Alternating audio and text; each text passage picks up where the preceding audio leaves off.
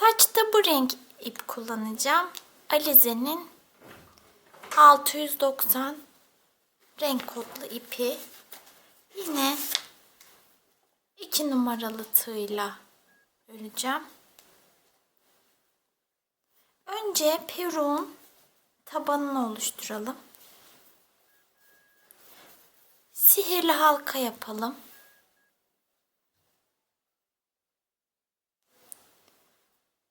Burada ters sık iğne öreceğim. Yani çapraz sık iğne değil. İpi şöyle tığın üzerinden geçiriyorum. 1 2 3 4 5 6 kısa ipimi çekiyorum. İşaretleyici ipimi aldım. 6 ilmeğim var. 6 ilmeğin her birine arttırma yapacağım. Yani 6 arttırma yapıyorum.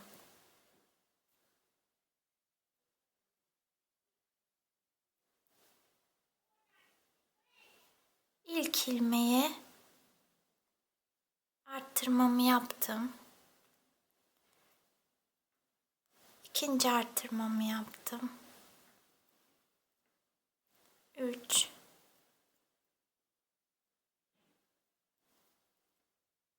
4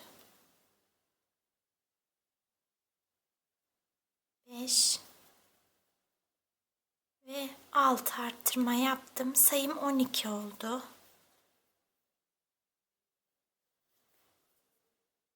Şimdi bir sık iğne, bir arttırma yapıyorum. Bu bir sık iğne, bir arttırmayı 6 defa yapacağız. Bir kere yaptık. İkinciye yaptık. Üçüncüyü yaptık. 4 bir sık iğne,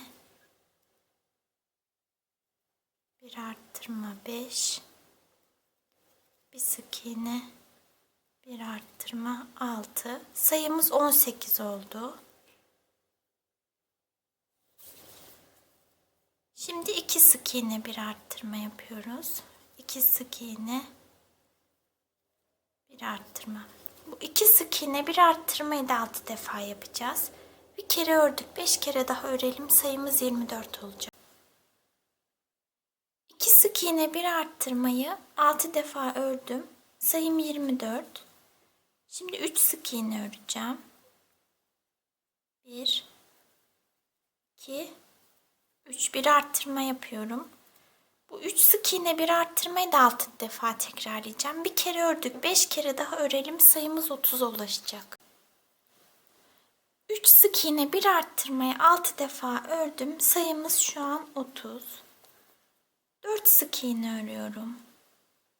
1 2 3 4 bir arttırma yapıyorum.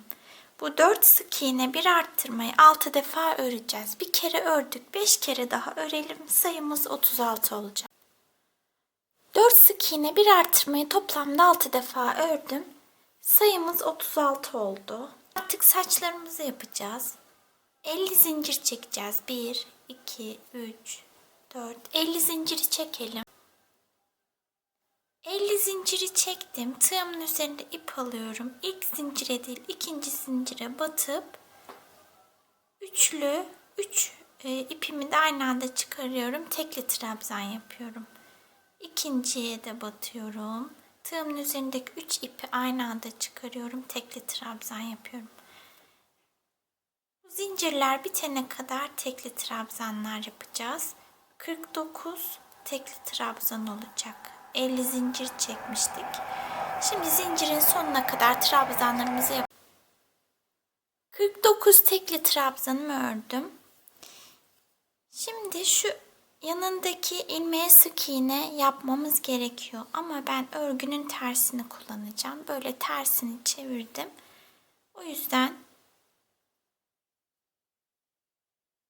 şuradaki ilmeğe, hemen yanındaki ilmeğe bir sık iğne ördüm.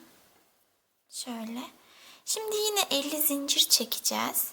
49 tekli trabzan yapacağız. Yanındaki ilmeğe sık iğne yapacağız.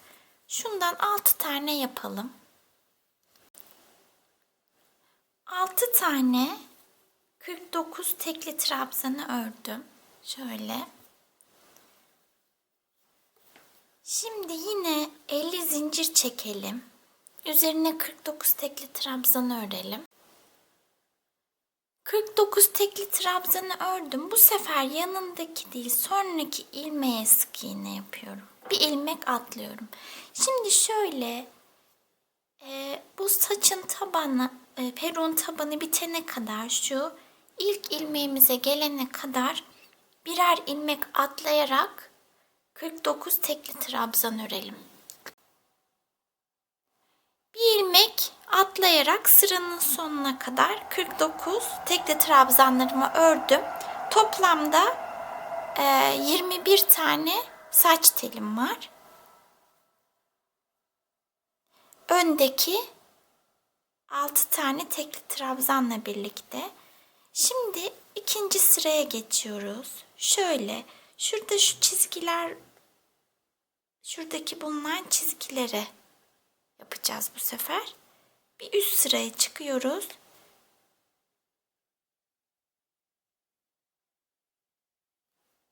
Kaydırma yapıyorum. Yine 50 zincir çekeceğim. Birer ilmek atlayarak, burada yaptığım gibi birer ilmek atlayarak sıranın başına kadar 49 tekli trabzan örelim. İkinci sıradaki tekli trabzanlarımı bitirdim. 15 tane oldu. Arada ilmek atlayarak, bir ilmek atlayarak 49 tekli trabzan örelim demiştim. Bu ikinci sıradaki saçları topladım. Çünkü şu kafanın tabanını kafaya dikeceğiz. Ben saçları saç düzleştiricisiyle düzleştirdim şöyle. Uçlarını biraz kıvrık bıraktım. Bir de şöyle iğnelerle sabitledim. Şuradan başladım. Saçın önünde 6 tane saç bıraktım şöyle. Diğerlerini şunları yapıştıracağız. Şöyle. Şu yukarıdakiler de serbest kalacak. Şimdi şu tabanı dikelim. Kahverengi ipi iğneye geçirdim. Ucuna düğüm atıyorum.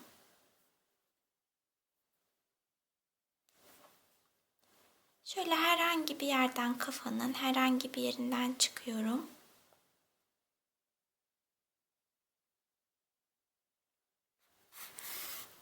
Sizi nereye belirledim, yerini de göstereyim. Şöyle kaçtan itibaren 1, 2, 3, 4, 5, 6, 7, 8, 9 ilmek yukarıya sabitleyeceğim.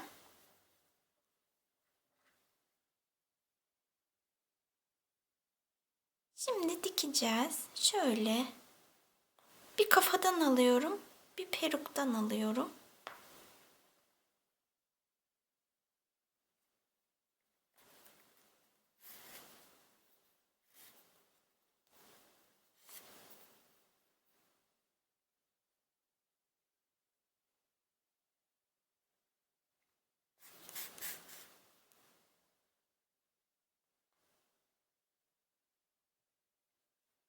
Böyle dilediğiniz gibi dikebilirsiniz.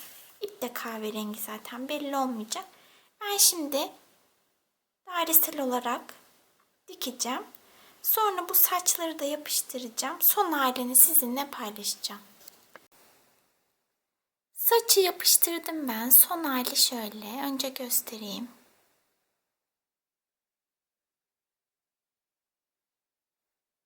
Şu önündeki 6 saçın birini şuraya aldım. Kulağın üstüne yapıştırdım şuraya. Şu alttaki saçları da yapıştırdım. Üsttekiler duruyor. Üsttekilerden de şu 2 tanesini yapıştırdım. Bir de şunları yapıştırdım. Buradan da 2 tane yapıştırdım. Şu ikisini de 5 tanesini bu tarafa attım demiştim. İkisini de şöyle kulağın üstünden yapıştırdım. Yani siz de istediğiniz, dilediğiniz şekilde yapıştırabilirsiniz. Bunlar böyle. Üsttekiler duracak serbest olarak. Böyle peruğumuz da bitti.